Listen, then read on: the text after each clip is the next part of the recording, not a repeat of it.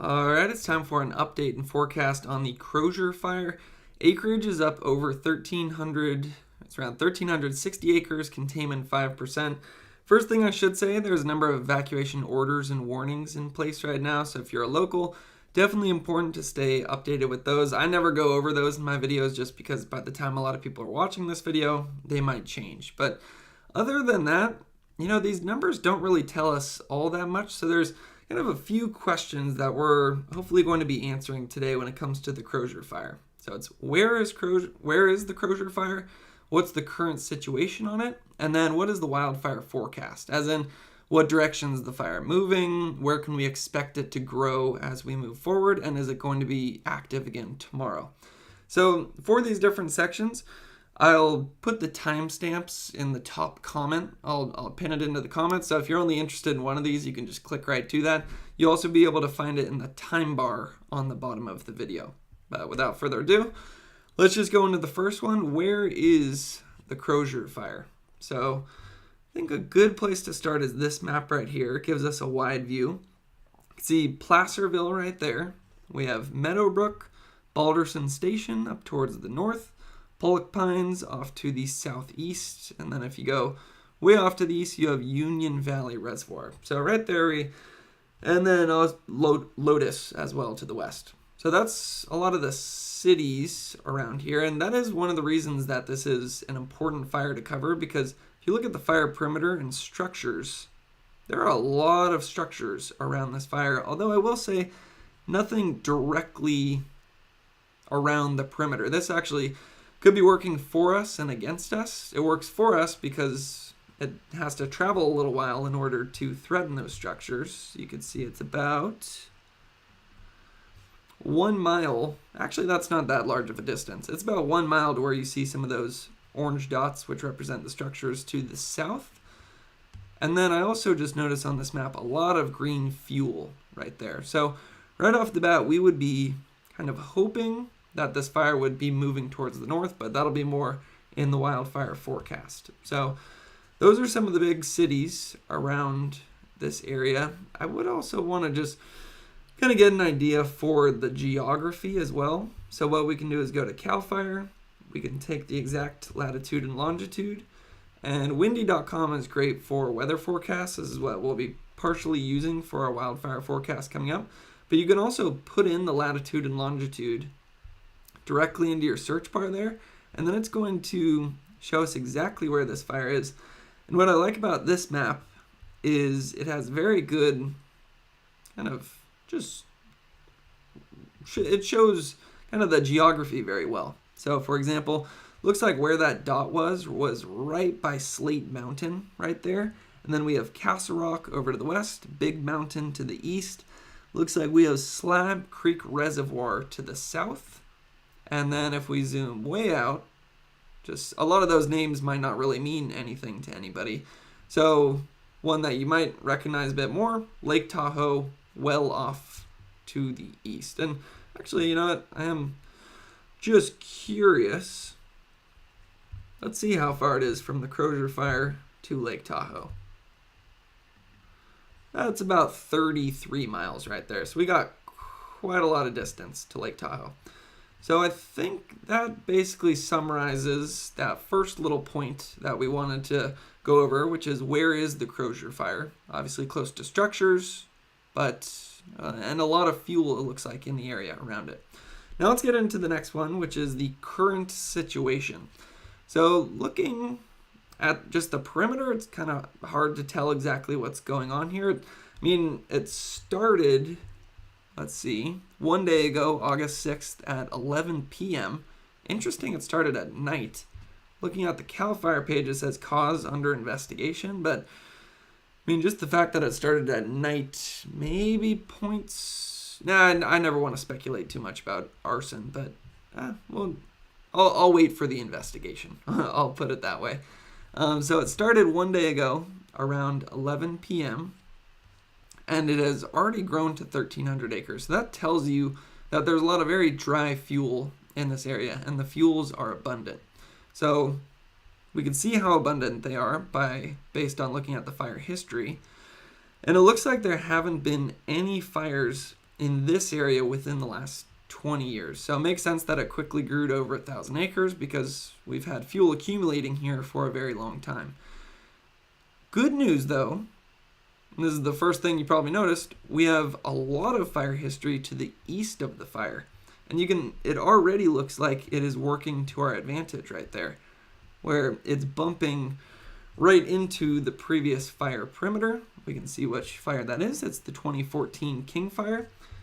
Interested to see if they're using maybe old dozer lines, or if that's a burn scar, or if we have a road right there. So zooming in, yeah, it does look like we have Mosquito Road right there on that side of the fire. And that is going to be directly where the Crozier and the King Fire are connecting.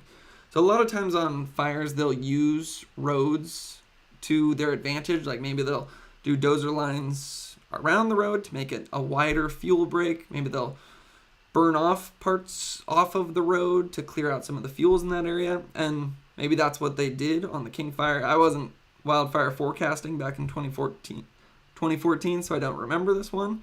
Well, I've been doing this since 2020 when all those lightning fires started across California. So this is before my time, but it does look like maybe enough of the fuels have been cleared out that it is providing some benefit. That's 10 years ago, so some of that fuel would have grown back, but as of right now, it looks to be working to our advantage. Either that or this road is just working to our advantage as well. Probably a little bit of both.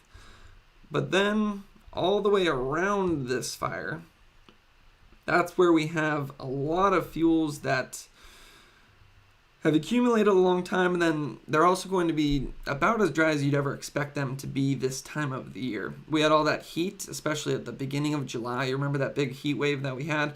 When that happens, it just pulls all of the moisture out of the fuels. And then we had a wet winter, so you'd think that would help us, but in some cases that can actually lead to more growth, especially in your finer fuels. Like you get a lot more grass, which is a way for fire to easily be able to spread. So that's kind of where the fire is in terms of fuel. We also obviously have some topography there. We're looking, it looks like it's directly, there's Slate Mountain. It seems like the perimeter is just to the north of that, and even going into Slate Mountain. I saw something about that on watch duty as well. Now we can actually see what it's looked like. So in the last 12 hours, notice it starts the day very active. So that tells me right off of the bat that we didn't have a good moisture recovery last night, that it remained dry overnight. What you would hope is that overnight you have a lot of moisture move in over your fire, that moisture finds its way into the fuels, and then the fire calms down. But the fact that we started the day off with pretty active conditions tells us that, yeah, everything's pretty dry out there, and we'll be able to kind of confirm that when we look at some of the weather stations on the ground. So it does look like as we get into the hotter, drier parts of the day, you start to see some of that activity increase. What I notice is, right there, that smoke plume looks like it's going pretty vertical. And that's actually what you want to see on a fire. When it's going vertical, that means your winds aren't that strong, because the winds try to push the fire over, and it almost looks like it's going back and forth, where the winds maybe aren't consistent, but then there's periods where it's able to tilt that plume over, and most likely lead to a bit more fire spread because it provides more oxygen to the fire, it pushes the flames forward, it's also able to pick up burning embers and create little spot fires.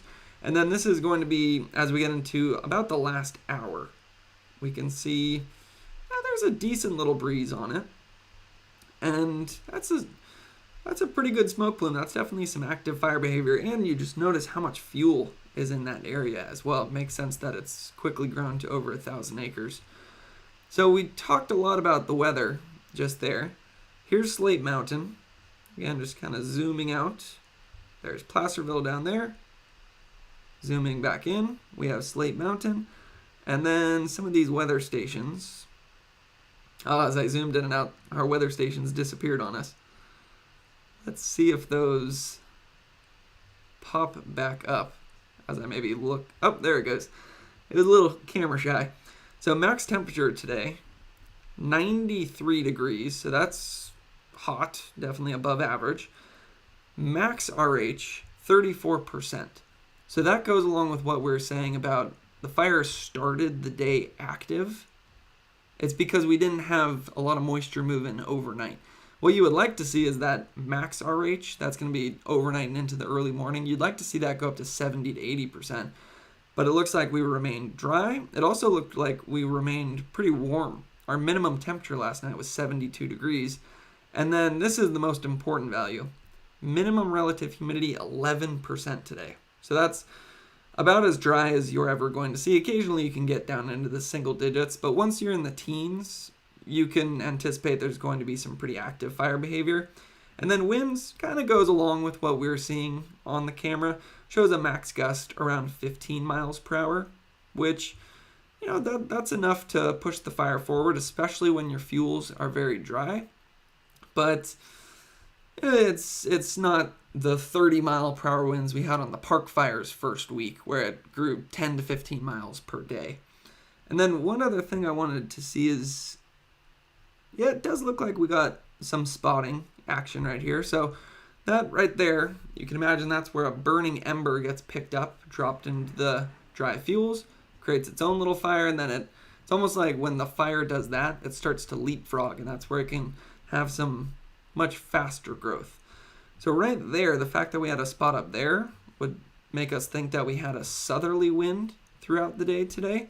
We can actually look at the weather station here, and that little arrow is going to be pointing in the direction of the wind. So it looks like it's coming actually from the southwest. Another thing that we can do to confirm that is look at the direction the smoke plume is going. So the smoke plume is going directly towards, a little to the north of Lake Tahoe, and it actually looks like it's shifting a bit more westerly as we get later in the day. And the fact that you can see the smoke plume from the satellite imagery tells you that that we are seeing some pretty active fire behavior. But again, it's not as bad as what we've seen on the park fire, even just this week. And that was the first week of the park fire where we had the most extreme behavior. So looks active from that view. One other camera we can look at here is going to be the last 3 hours. And it almost looks like there's two different plumes going on. And if that wind is going towards Lake Tahoe, so this camera, let's see where we're looking from. It's going to be our Rock Creek camera, and then there's Slate Mountain up there. So we're going to be looking down from the southwest. So that makes sense that the smoke is going away from us because we have a southwesterly wind pushing that smoke towards the northeast. Looking at it right here, our camera would be right around there. Looking at the fire, smoke going away from us towards the northeast. And it does look like there's two different smoke plumes. So I wonder if that's showing up on the current heat detections. So let's we'll keep on structures and fire history. I think that's pretty important to be able to see. And now let's click on the wind plot. Yeah, it looks like it is turning a bit more westerly right now. And,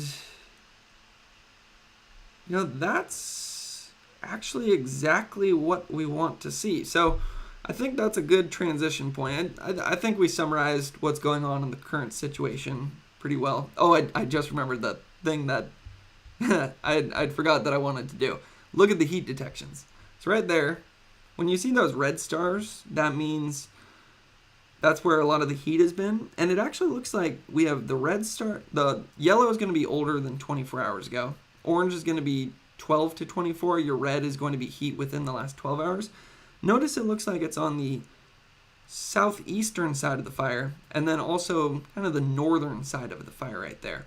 And that actually makes sense with that camera angle that we had that's looking from the southwest at the fire in that direction, that you would have those two different smoke plumes on both sides of the fire. So just coming back over here and looking at it, you have those two different smoke plumes. You can imagine that's the southeastern side of the fire. That is the more northern side of the fire. The smoke is going away from us. So coming back in here, something we can do is actually look at All right, this one is going to over-exaggerate how much heat is on the fire. But it does look, and this one's never very accurate, but it does kind of look like what we were able to see from that other one. You have that northern heat detection up there, that southern heat detection right there. Now I'm going to turn those off because those can get a little busy.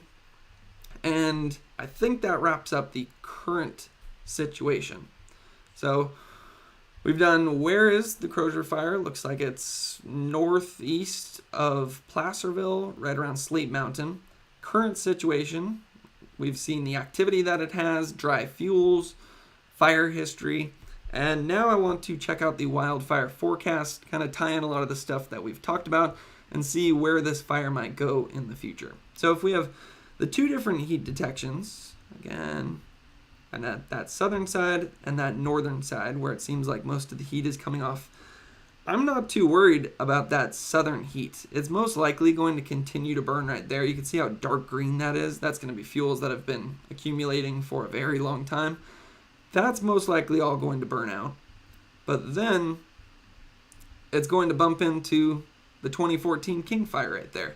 So that's probably going to fit together like a nice little puzzle piece. And then as it gets into where the King Fire burned out some of these fuels, it's going to run out of steam. I'm also interested to see if that road continues around there, because the roads seem to help us right on that eastern side. You see how the Crozier fire bumps into the King, but it's on that perfect line. So that gave us an indication that part of what was stopping that fire on the eastern side is this road. And then it does also look like that road wraps around right there. So it seems like that's what they used to stop the 2014 King Fire.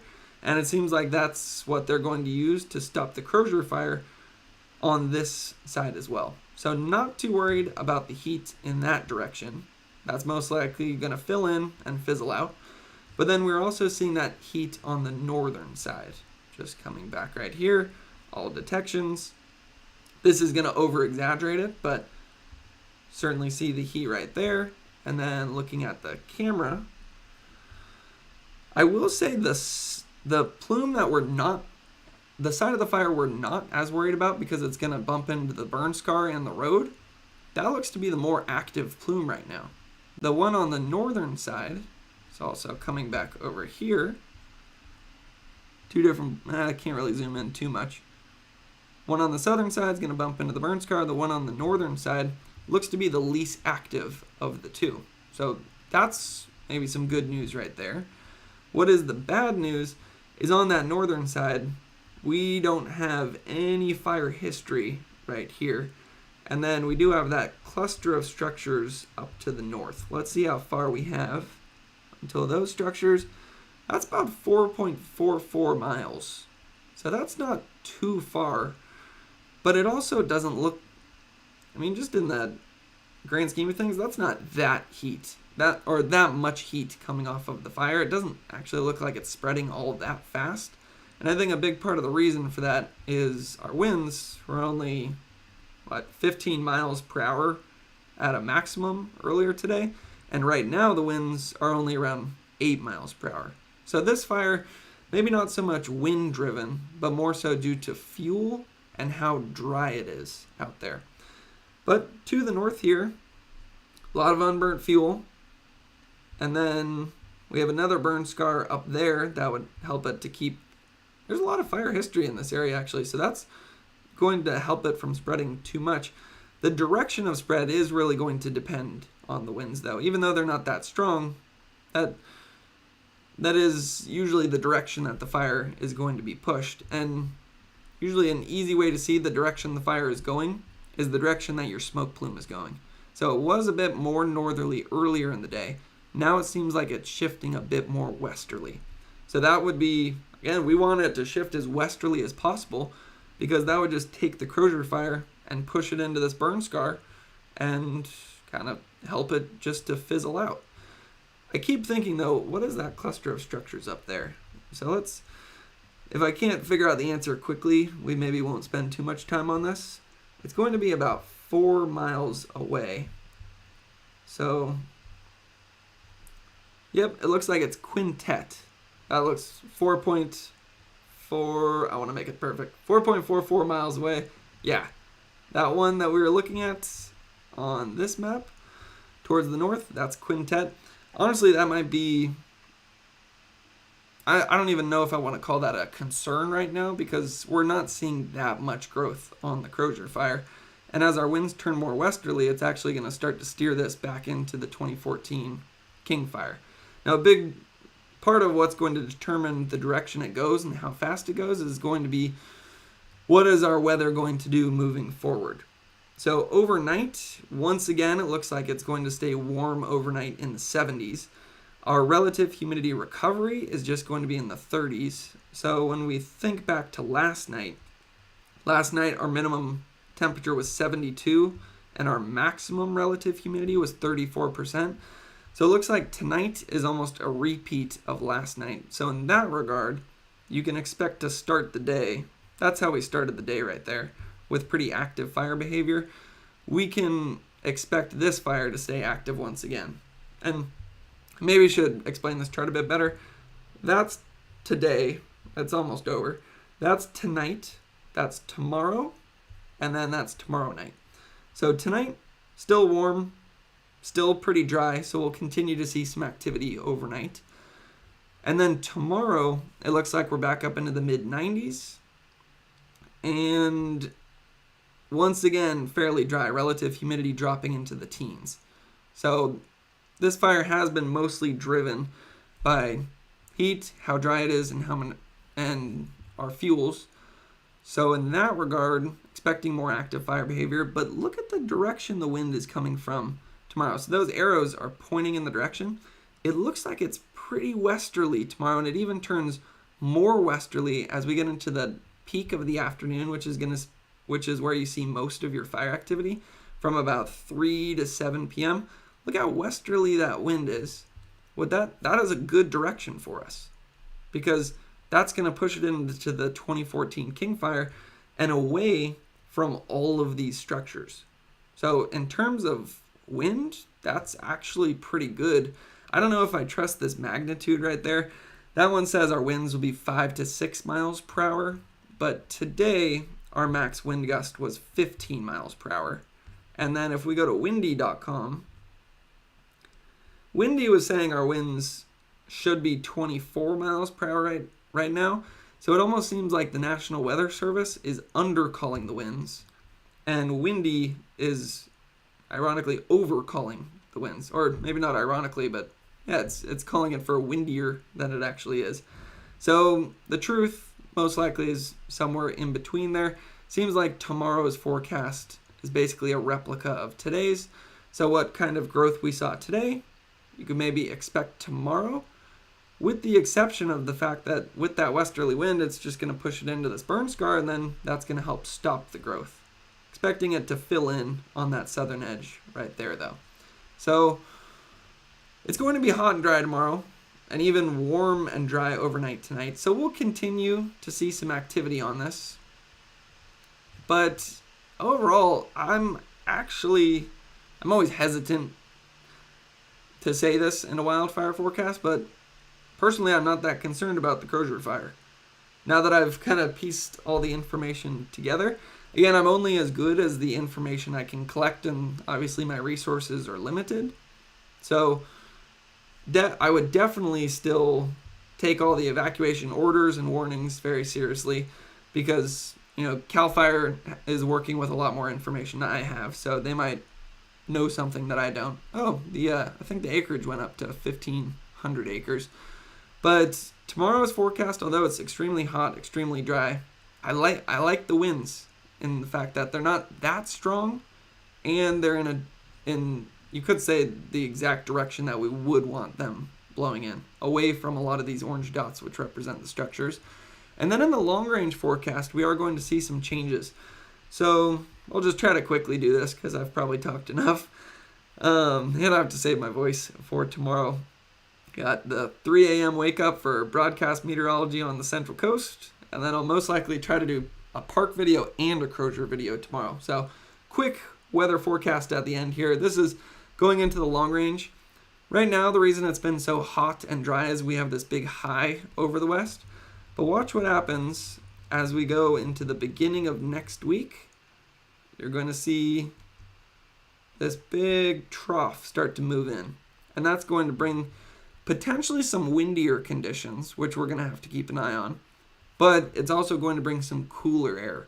So it's going to take the above average temperatures that we have across California, or we've had across California over the last few days, and it's going to take those and turn them into mild to even below average temperatures, which is good for wildfire because as it gets cooler, usually relative humidity goes up and some of that moisture finds its way into your fuels, or the heat's at least not pulling as much moisture out of your fuels, which certainly helps.